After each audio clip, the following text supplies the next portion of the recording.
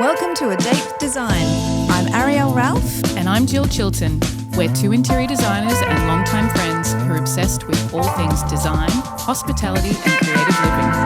A Date with Design is your go-to check-in for interiors, inspiration and the unfiltered reality of life as designers. Whether you're a designer, a foodie, or just love a good vibe, pull up a chair and settle in. Well, everyone, welcome to A Date with Design. This episode is called Design Together, Hosting Slowly with Jacqui Toumbas. So today, Jacqui, you are our guest. You're a Brisbane-based retreat curator, content creator, and connection maker who's built a career around one powerful idea, bringing people together slowly and intentionally. So, Jacqui, can you just start by telling all our listeners a little bit about your career history and your journey to what you're doing today? Of course. How far back am I going? How about we do a toast first? Okay, Yes, let's do just this. because we always like to start with our little icebreaker toast. I've made you a delicious limoncello spritz mocktail. Oh, So I hope you like it. It's quite Yeah. refreshing. Reminds me of holidays and hosting parties and things. So. And the Mediterranean, of course. I love this. Do you? I love lemon. Oh, that's I'm good. Greek, like as if Yeah. I don't love lemon. I love lemon and everything. Okay, so if we go back to, let's say, I finished uni. I studied nutrition. Born into a big Greek family, right? So there was pretty much just you work for the family and that's it. And then I decided, no, I want to go to uni. Fought to go to uni. It wasn't easy. Really? Yeah. Yes. Went to uni, loved it, but realized that I didn't want to be a clinical nutritionist. I didn't want to sit in an office. And I guess this is where it all comes in about hosting is I wanted to create an experience for people to enjoy, to then bring into my world of food, right? So at Dad's for dinner one night, and he's like, oh, this, fruit shop's for sale. And this is a fruit shop that my grandfather had gone to for 45 years. Yeah. And we were at the point where it's like, well, if it sells to someone else, that meeting place for all the Greek men in the community would be gone. So something came over me. I don't know what it was. I had never thought it was. So I go, I'll turn it into a cafe. Yeah. And that was it. It happened. I love that. So within 6 months, design, building, like this is a very old shop front. So we had to do electrical upgrades. The floor fell out a week before it was meant to open. Like all these crazy things happened. I was very young at the time too. So I had never owned a business before. Yeah. So how old were you? Early 20s? No. I would say because I went to uni as a mature age student. So I would say like mid-20s, Yeah. right? I had no idea what was happening. Got the doors open, never hired a chef before, never had staff before.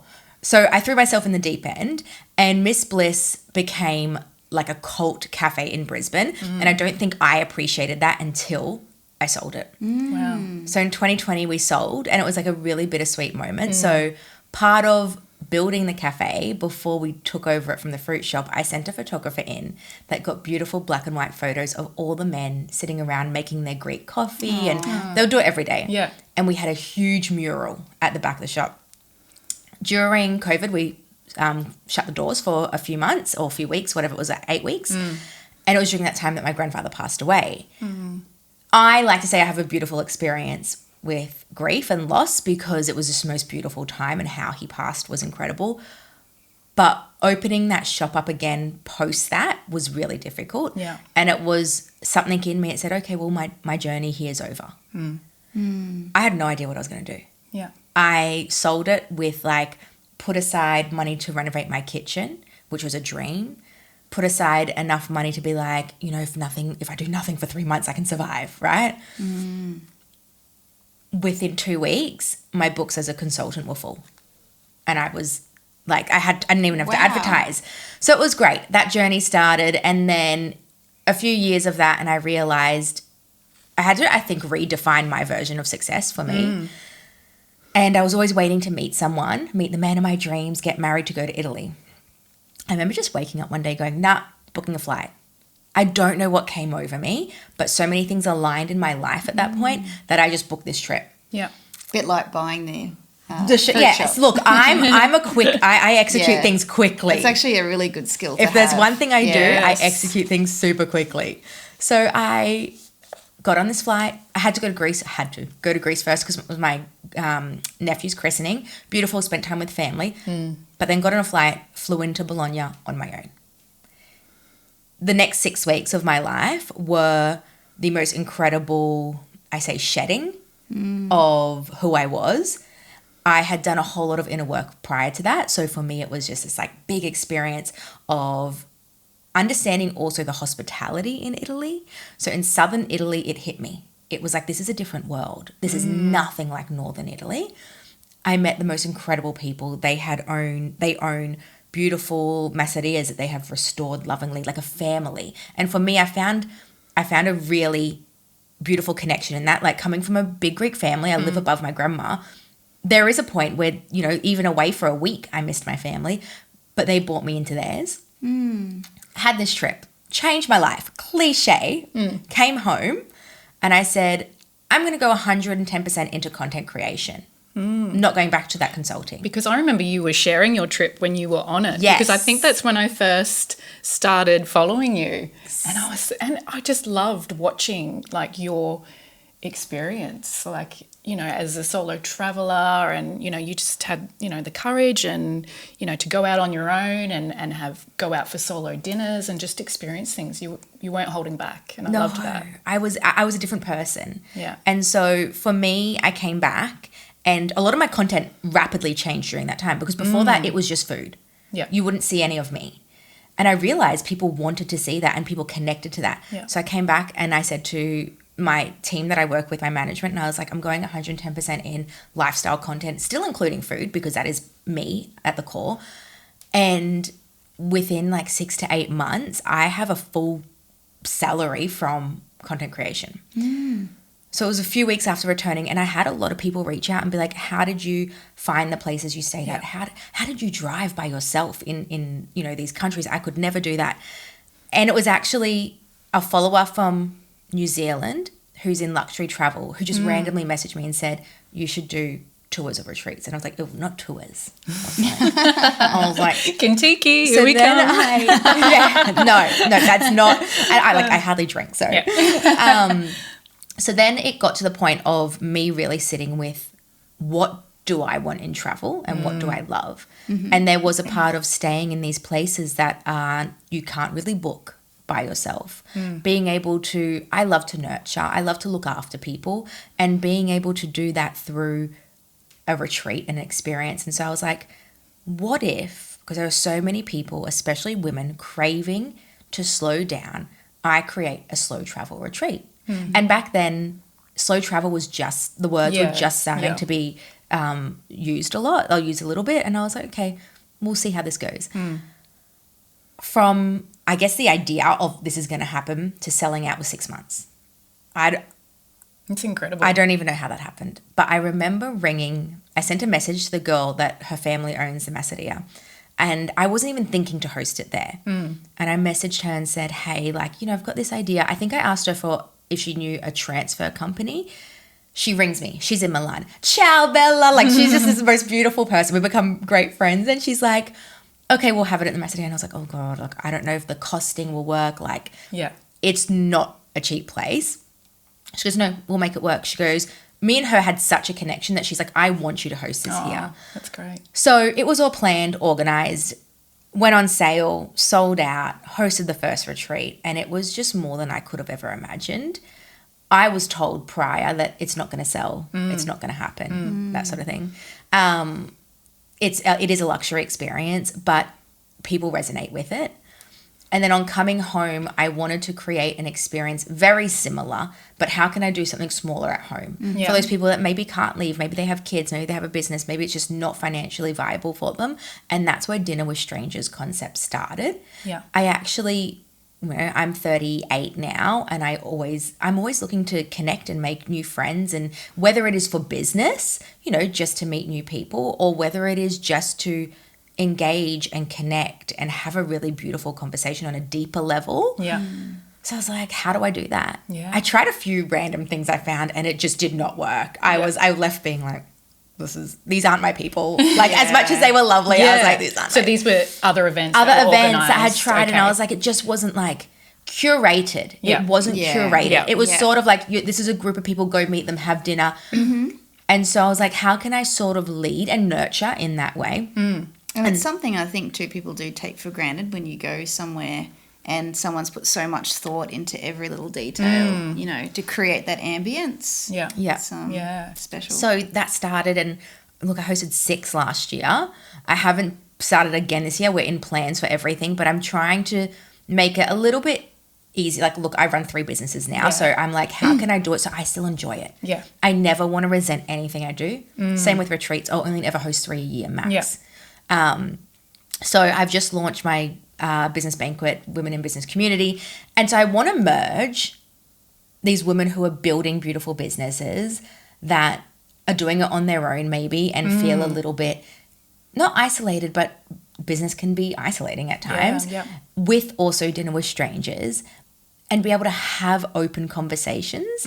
So my biggest thing is that dinner with strangers, I give everyone a conversation card. Yeah. And that's like a simple thing, right? Yeah. I put it under, I don't look at it. I actually just pick them and put them under everyone's plate. Yeah. And I say to them, And do you write these conversation cards? no, I've bought a few packs, but I go through and pick out like the ones I love. Yeah. And I think I put it under everyone's plate, and I say to them at the start, like, if you need it, it's there. Like, I use it by all means. Like, I used to be that person that would go in and think, oh, like, what do I say? Am I going to say something wrong? And I think that's the hardest thing about being confident within yourself is being able to hold a conversation. Yeah. So for me, that was like a little safety net for someone who comes and feels nervous. So, and from there, I've realized a lot of people come to that because they just want to get to know me and then come on retreat. Yeah. And then we have these beautiful friendships. And now, you know, I've hosted 4 retreats so far over the last few years. I have, you know, 20 brand new friends over the last few years that are the most incredible people I've ever met. That's wonderful. I'd love to just dive in, like for our Entrée segment, a little bit more into your dinner with strangers events. Can you talk us through sort of a bit of your creative process in what goes into creating an event? Like, how do you choose the location? What does the table look like? You know, how do you conceptualize, you know, visually what you want it to be and how you want it to also feel as well? I wanted it to be inviting for both males and females. That was the number one thing. Yeah. I was like, I want it to feel intimate, but still not off-putting anyone, not to feel a bit scared. So with the venues I choose, number one, food is a big thing for me. So venues that I've dined at before and I love. Yeah. And there's something special about them. So our first one's actually hosted at M on James Street. And I loved it because it was still not a private room, but we had the whole back area ourselves. So it was still lively. Yeah. Right. And I was able to curate the menu with the chef, which was really exciting. That's great. For that one, I actually served for dessert my grandma's baklava. Oh, So I worked with the chefs to do that for us. And it was something really special because through my content, through my retreats, through everything I do, family is intertwined. And my grandma is a big part of it. You know, she lives in the unit below me. I see her 3 times a day. Yeah. So for me, that was really special. And I didn't write on the menus what dessert was. I said it's a surprise. Yeah. So I did that. Curating the actual look of it and the design, I actually work with a beautiful friend, Katie, who hand painted a tablecloth for us. Wow. So That's cool. what I love about my friends that do that in design is that they know me well enough that I can say, go do this. I don't want to okay anything. I don't want to approve anything. Yeah. So she came up with these ideas of like, there's a little, one of the things is like a little thing of sardines. So, you know, like the whole concept of like being packed together, the sardines.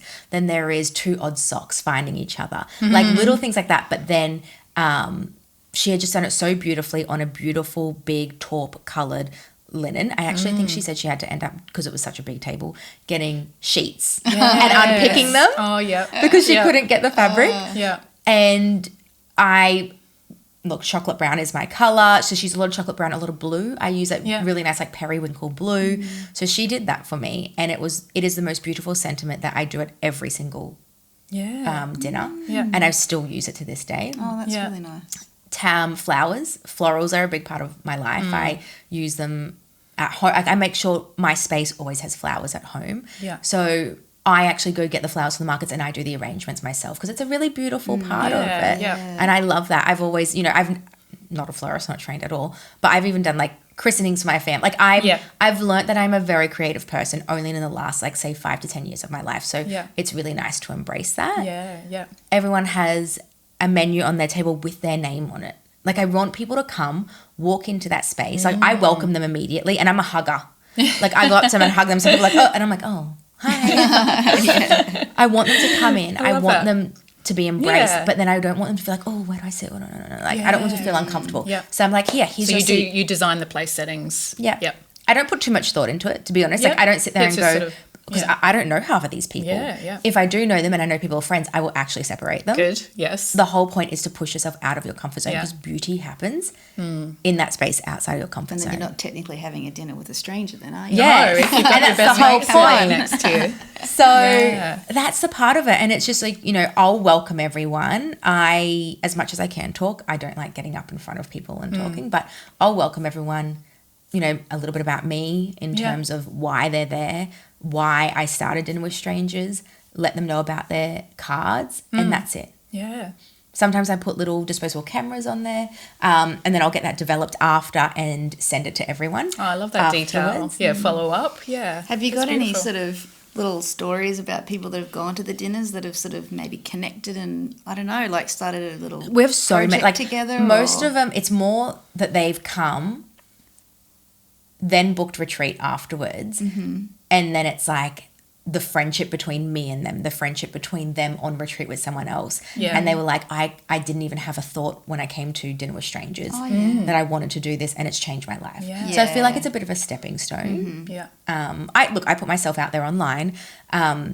So for people to be able to, in real life, like we're craving real life experiences right now. And as much as I feel like I know my community online, for me, what it does to fill my cup as well, this isn't just for like, I say it's like very like, I'm guilty of the fact that, this is something for me as well. Yeah. Being able to have that experience. Of course. Yeah, because hosting is a joy, isn't it? And you're the hostess with the Yes, hostess, yes. I have to say. So yeah. We have it on Yeah. our little list to come to one of your dinners. Oh, Yes. yes. So Yeah, I can't wait. Yeah, We've been we were looking just at the talking about calendar. potential Yeah. venues just Yeah, we before were. the recording. So, we have some ideas. yeah. That's exciting. Yeah. Cool. So you mentioned the conversation cards. Do you have any other tools to, like if there's any awkward energy in the space, to sort of, help people along? Or do you find it just like there's just that natural sort of like flow and just the opportunity? People are just so happy to be there and connect with people. I take it upon myself. So like I will go around throughout the evening and sort of sit with a few different groups. So if I do feel like there is something, I will go and, sit with people and start a little bit of conversation and, be able to help in that way and be that little familiarity to them. Yeah.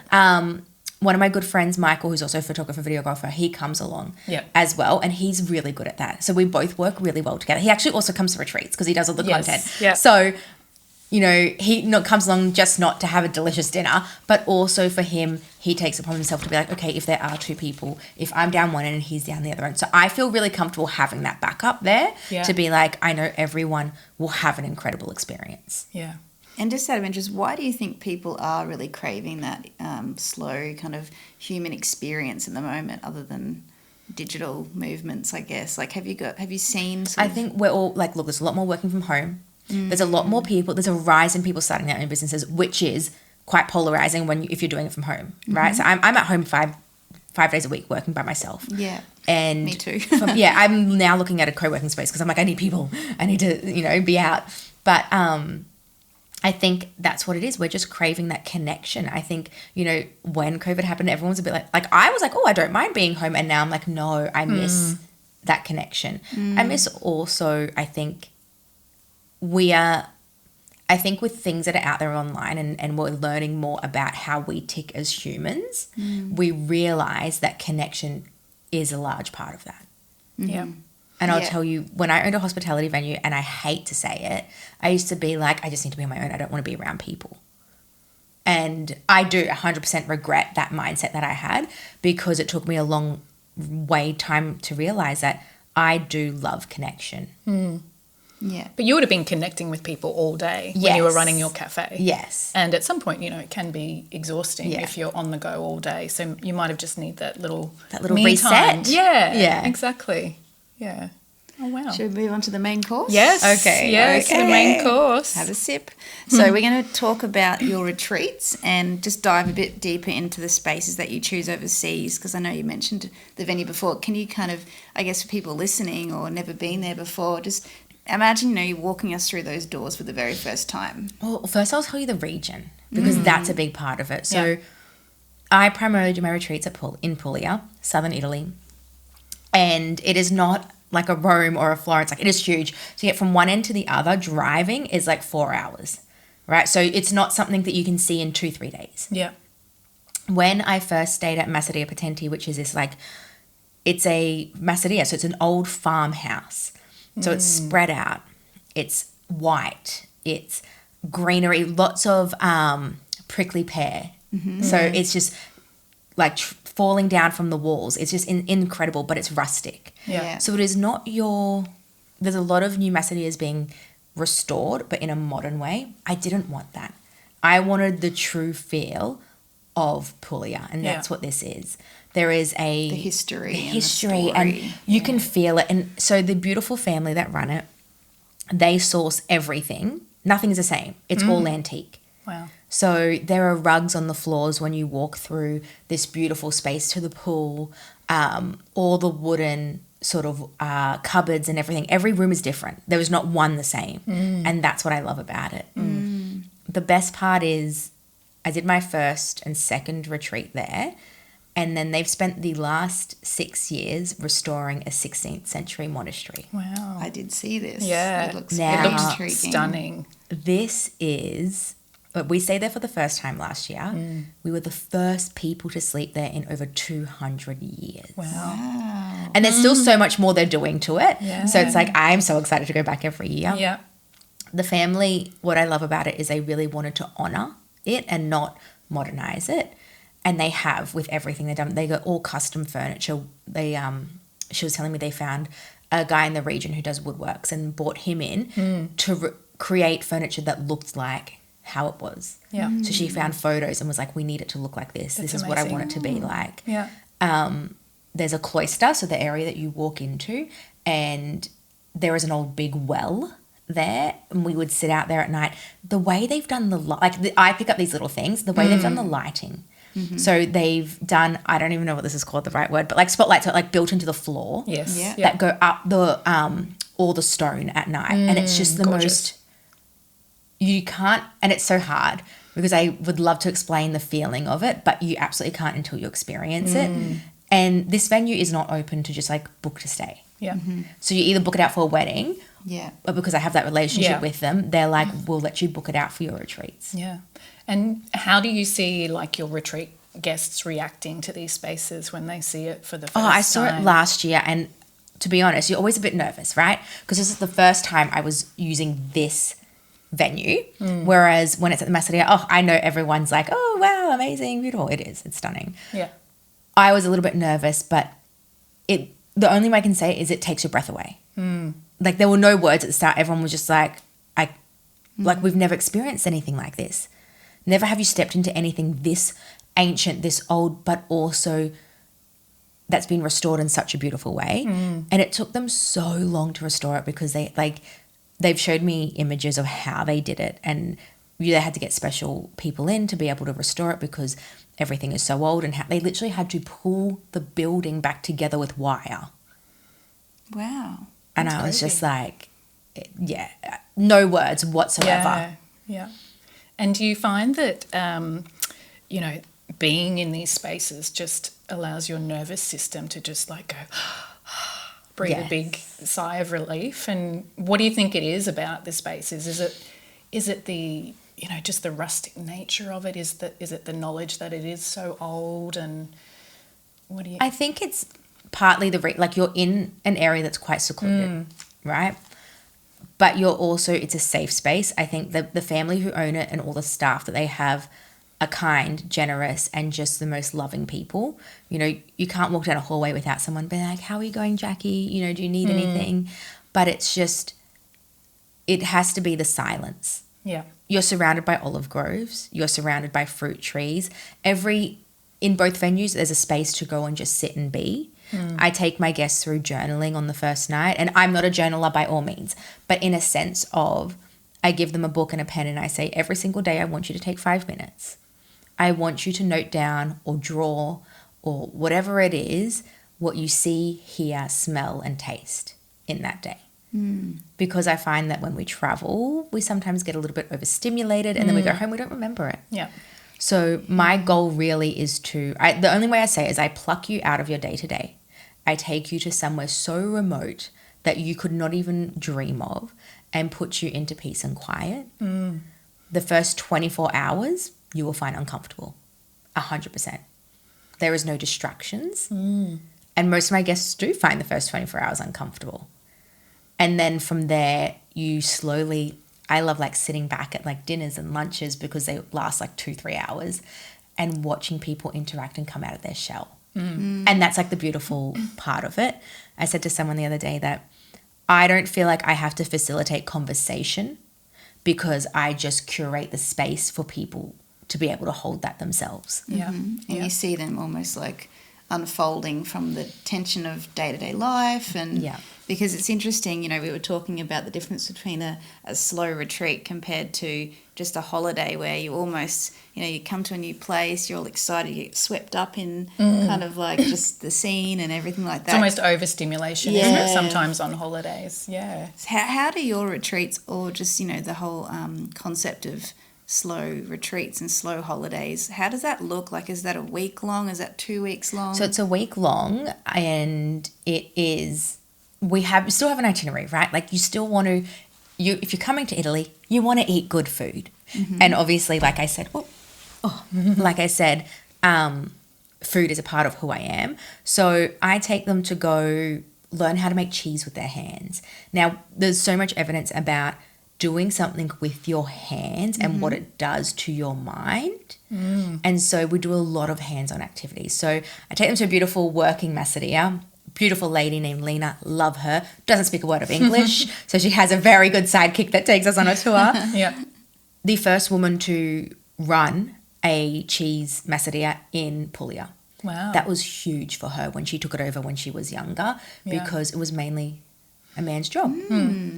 I love supporting local companies, so that's what I do. But all of our activities happen in the morning, and then after lunch, you do you. Whether you want to sit by the pool, you want to read a book, do you want to go to the beach? The beach from the monastery, 10-minute drive, so you can get a drive and go down there. Do you want to walk into the main town, which is Nardo, which is a 20-minute walk? That is up to you. Usually you'll find me having an espresso in the main area and people come and sit down and have a chat with me, but it's just this time for you to be. And that's what I want you to do.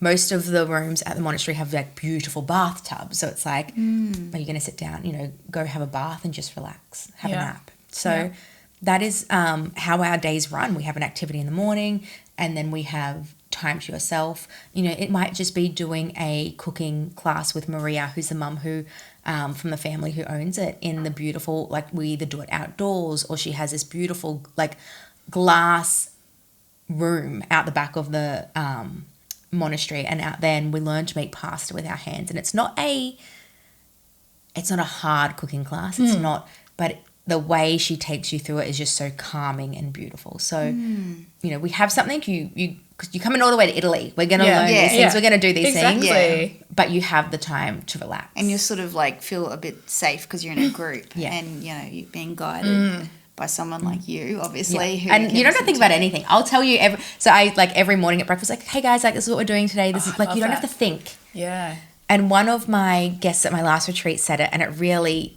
sunk in. She's like, because I asked everyone like what reason you're here for, and she said, because I'm always the one planning and looking after things. She was like, it's so nice to just surrender and have someone else do that for you. I'm very much like that. Like I'm the planner in our family, and just you saying that, like just taking all of the work and just the stress and just the brain power to think of things and, okay, we've got to be here now. Yes. That sounds like bliss to me, just to have someone else to be like, yes, yeah. Actually, This is have what you we're doing. ever attended a retreat prior to running them yourself? Never. Really? Never. So you just sort of have created them from what you would like if you went on a retreat and a bit of research, or Everything. So, like, my ethos in business is that there is no rule book. I don't really like how other people do retreats. That's how they do them, but I'm going to do it how I want it. I like that because it keeps it original. I think, you can obviously, there's sort of expectations if you're buying a ticket to a retreat, you know, and like you said, you need an itinerary. But I think I love the fact that you've really woven in the food aspect and you're taking them on that food journey as well with all of the background you've got in hospitality. Yeah. So, and just those creative play Yeah. activities are like so important just to sort of fill people's cups, because it's when you're doing something that's completely out of your normal sort of creative space, that's when your brain just has that extra rest and space to sort of let in, other ideas, and you get inspired, don't you? I think sometimes, we take ourselves quite seriously. And I think that's the whole thing that I like about just you can do little mini rituals or practices day to day to slow down. Yeah. And like you were saying about the nervous system, like I like to I've got a little spot up in Toohey Forest that I'll just sit when I'm getting a bit kind of stressed out and just being in nature. And I think, when you go to these beautiful natural places and so many beautiful places around the world to explore and discover, but you also don't need to travel across the globe. You can find your own little retreat and sanctuary around. And I think we're really big on inspiring creatives as well, or just anybody, because we know, like, we've both experienced creative burnout, and that's one of the reasons why we wanted you on today, to kind of understand from your perspective, and as a business owner, how has it helped you with your creative burnout, like running the retreats? I think I have this thing about, like, capacity, right? And as you take on more, you have to increase your capacity or you will burn out. That's it. And it's something I talk about a lot at the moment, because what I do now, I would say, is 3 times more what I did when I had Miss Bliss. And it's so much easier for me to do. And it is because I have increased my capacity in terms of even things like in the last, 2 months, I've rapidly changed what I eat and how I move my body. And that's given me more of a capacity to hold so much more in business. But I always make sure, and I guess this was after my first trip to Italy, is like, what are those little practices that I would do over there? That why wouldn't I do them here? Or what was it different? And it was just learning to self-regulate. And it's like getting outside. If I'm feeling that, work up, that tight chest, I just close my laptop and we'll walk outside. And I'll go, okay, cool, 10-minute walk, reset, let's go. But there's a lot of different things in terms of, now I've learnt to even delegate and offload things. The littlest thing of getting a cleaner has been like the best thing for me, of being like, okay, cool, that's one less thing. So that's just widening my capacity there to hold so much more. Yeah, I love that. And so you've mentioned that you support women in business with your business banquet. How does your sort of views on slow hospitality sort of play into how you organise your business banquet? Is it connected? I know that you mentioned that, you wanted to connect the dinner with strangers and the business banquet. It seems like it's really just naturally intertwined, isn't it? I know. Everything does. I think business banquet I've built coming out of hospitality in that way, of being a space to support women in business, no matter what you do. A lot of it are service-based or creative businesses, whether you are a content creator and want to turn it into a business, whether you need help with learning on, systems, process, procedures, those sorts of things. I come from an entrepreneurial family. I think it was year 7. Dad took me out of exams to polish cutlery at one of the like it was like business before anything else, right? So I've been around conversations about risk, about money, about, loss of money and things like that for so long, and it's so normal for me. And I've realized not a lot of people have. So being able to execute things quickly, being able to know the right systems to use, especially now in the world of AI. So I do a lot about supporting women in business to use AI. That is where, what I love to do, because I think there is so much noise out there, and I've built more a community where I share resources, templates, have calls every week with them, so be able to support them in anything that they need support in. Yeah. Yeah. That's amazing. Yeah. Yeah. So moving on to the future, is there anything that you're looking forward to or any new directions that you're, wanting to explore next? I know you're like the busiest woman at the moment. But I wouldn't say exciting anything new in terms of brand new, but hosting a retreat in Greece this year. Yes. That is new. We haven't even talked about that. No. Yes. So what's that location? That is on the island of Andros, which is an hour boat ride from Athens. No airports. You have to catch a boat, so if you don't like boats, sorry. That venue is spectacular too. Like, it's just, very unique. Andros is a quiet island, quieter, right? And a part of my retreats is like, I'm not taking you, this isn't a tour. Yeah. Right? I'm taking you to a spot that you probably wouldn't experience on your own. You can't go to Andros really without driving. So I have drivers and transfers and everything sorted. And we're staying it's only in 6 rooms. That's it. The view, the only thing I can say is you wake up and all you see is ocean or sea. All you see is sea. Like, there's nothing else. And it is the most, I can't even explain it. Almost feels like a dream sequence or something. It is just, and they have chickens, they have goats, they grow all their produce, which is a really big part of, Savour the Slow. We don't stay at hotels. Yeah. Right? Do you put your guests to work? Are they collecting eggs? Are they in the garden? We do do a little like go around and forage herbs for a cooking class. I like that. Yeah. But this is a really still retreat, right? Yeah. There is sea access direct from the venue and like 2 big infinity pools. Like, it's just wild. Yeah. We pretty much stay at I went there and I was like, I don't want to leave this venue. Like, I wouldn't want to go out and go do other things. Like, you want to experience this venue and what it is and everything that it has. So that's new in that way. But other than that, I'm keeping it I'm keeping grounded. Let's see how long that stays for, but nothing new launching or happening, because I really just want to work on what I have, support the women that I work with in business, and retreats will be here before I know it. Yeah. That's great. European summer. Yeah. Here we come, hey? Chasing the sun. And so when can we expect, potential Dinner with Strangers events this year? What sort of timing for the listeners out there? After March. Okay. Because I've got a big March. Yeah. And I'm just talking with a few venues and trying to work out what I want to do. I want to sort of have 3 lined up before because as soon as one sells out, people keep asking me. So I'm like, if I can have 3 lined up, then that's going to be easier for me to go ahead with. Yeah. So I think I'll probably stick to every second month this year. Like, it was always just something I did for I want to bring people together. I want to meet new people. Yeah. And now I have everyone asking me when the next one is. So I'm thinking, you can't stop them I now. can't. I know. I was in. I can't. So I'm thinking every second month it'll be happening. Yeah. Yeah. Great. We'll put all the details in the show notes of the Dinner with Strangers, Savour the Slow retreats, and obviously business banquet as well. Yeah. Awesome. All right. Well, our next segment. It's called The Spark. And I thought, going along with the sort of hosting and beautiful tablescaping, my current design muse is a lady called Athena Calderone. And when we think about modern hosting as an art form, she consistently sets the tone. Athena, she's an American designer, author, creative director, and her work spans interiors, food, and lifestyle.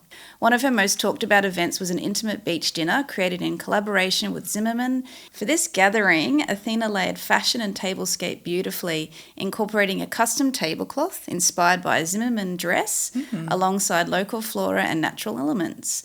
So she also uses her own wallpaper as a backdrop at some of her events. It's embodying the balance she's known for, which is thoughtful, layered, and warmly inviting. So I really love the fact, from her Zimmerman beach dinners to curated supper club gatherings, Athena, she approaches entertaining with the eye of a designer and also her instinct as a storyteller and hostess.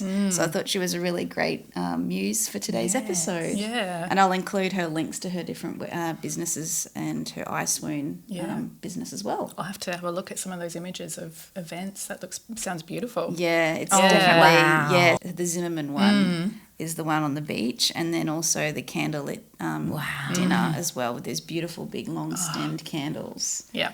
So Stunning. yeah, stunning.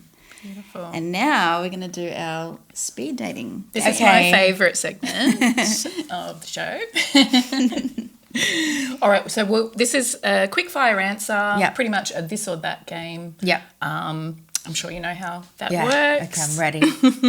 So Ari and I will take turns. We'll do, alternate a couple of questions Maybe you go each. the first 5 and then I'll go. Yep. Yeah. Okay. Long lunches or late night tappers? Oh, long lunches, for sure. Beautiful space, average food, or average space, incredible food? Oh, second. Incredible food, definitely. Yep. Countryside villa or ocean view cottage? Ocean View Cottage. Home cooked meal or restaurant discovery? I'm a home-cooked meal girly. Yeah. Morning swims or sunset aperitif? Oh, I'm going to go with morning swims. I'm a morning gal. Like it. Planning it all out or winging it? Oh, planning it for sure. There will be a spreadsheet for everything. Yes, I love that. Greece or Italy if you had to choose Oh, no, forever? stop. Yeah, this is forever. If you have to choose forever, Greece or Italy, what's it going to be? I'm going Italy. Wow. Hosting or being hosted? Look, I love hosting, but being hosted is like very special. So I think I have to go with hosted. Handwritten place cards or spontaneous seating? Handwritten place cards. She's a planner. Yeah. Okay. Quiet rituals or lively conversation? Quiet rituals. West End cafe culture or James Street Oh, polish? West End. God, I am a West End girl. Anthony Bourdain or Nigella Lawson? Stop. I have to go Nigella, my girl. Yeah, I love her. Hosting 20 strangers or attending someone else's event solo? I would rather host 20 strangers. Yeah. Content creation day or completely offline retreat day? I love I love being creative in that way. So I have to say content creation day. Okay. Perfect table styling or perfect conversation? Perfect conversation. No, I didn't even think about that. Yeah. Handmade ceramics or inherited mismatched plates? Okay, I'm going to go inherited because they were originally handmade. So No, there you like go. that's both. There's a two. Loophole. Guest bringing a dish or strictly curated menu? Oh no, guess bringing a dish. I love that. Packing light or just in case suitcase? Okay, I'm going to say packing light, but I am the just in case, and I'm working towards the packing light. It's one of your goals. Yeah, it's one of my goals. Depends if you're going somewhere cold. You need options. You need layers. Okay. No Wi-Fi or curated content capture? Oh, no, Wi-Fi is great. Yep. And the last question, hosting in Brisbane or hosting abroad? Abroad, of course. Oh, that was fun. Yeah, that's great. That was so good. Yeah, that's actually one thing I've been meaning to ask you. When you're on these retreats, do you encourage your guests to, go off the grid and so disconnect from the Wi-Fi, put the phone down? So part of it is I have a photographer, videographer there. Yeah. So, and at the end, they get the whole suite of images. Okay. So, because I fully understand we want to, this is an experience that people might do once in their life, That's right? right, So you want memories. So that's why I work to bring my good friend Mike, and I ask him to capture a lot of more inconspicuous, candid images, because I want people to have something to look back to, but I want them not to think about having to pull their phone out. Yeah.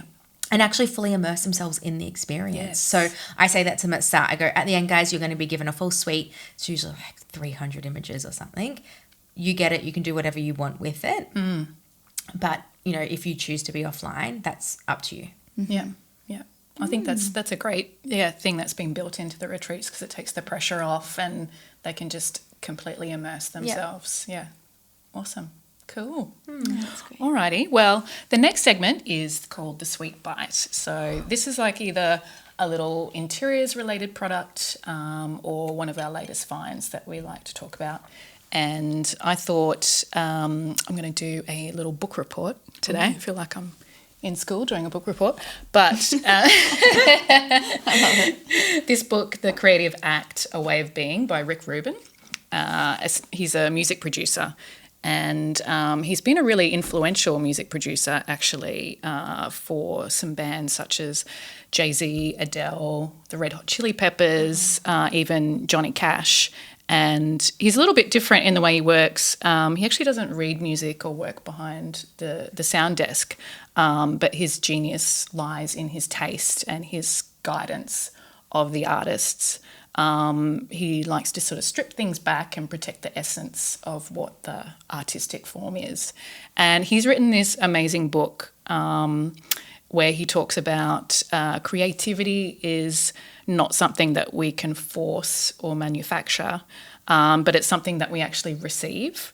And there's always ideas that are circulating around, but our job is to sort of create enough space to be able to receive those ideas. So I think that's why it sort of ties in so beautifully with our conversations today around creative burnout, because, burnout often comes from overproduction, constant output, external validation cycles, perfectionism, comparison, those sorts of things, whereas Rick Rubin's philosophy kind of gently counters all of that. His book sort of brings you back to ideas of creative play, observation, sensitivity, experimentation, and just sort of letting go as well. He talks about taste as a guiding force, so not trends, not algorithms, but something, taste is something deeply personal to everyone, and it takes time to evolve. He makes you think about what are we drawn to instinctively, or what are we constantly editing out and, drawing away from. It's not a tactical book. It's not like a how-to, but it's this beautiful kind of, it's more of like a meditation on creativity, the way it's written. And it's something that you can sort of pick up and put down. You can read it several times over as a reminder. It really sort of shifted my outlook, especially in moments of creative burnout. It reminded me that, when I feel blocked, it's often because I am overstimulated, or that I'm trying to sort of chase an idea instead of just letting it kind of arrive in its own time. The book gives us permission to just sort of take a step back, slow down. So, Rick Rubin says creativity, it doesn't thrive in urgency, it thrives in space. And sometimes the most productive thing we can do is nothing at all. I like that. So, it's a great book. And, it's one that I've read once all the way through, but it's got, some great little nuggets in there that you can sort of keep returning back to and just sort of reminding yourself. Yeah. He seems to have a really good, outlook on life. I remember watching a documentary where he does a tour through his house and he's a full minimalist. Oh, wow. So, barely any furniture. It's all concrete. Concrete is stunning. But, not what you'd expect, I guess. But, it's quite inspiring. Yeah. Well, thank you so much for joining us today, Jacqui. It's been lovely to have you and just really learn more about your retreats and your business savviness and... I feel very inspired. Thank you for having me. Thank you. It's been beautiful. Oh, let's here's cheers. Cheers.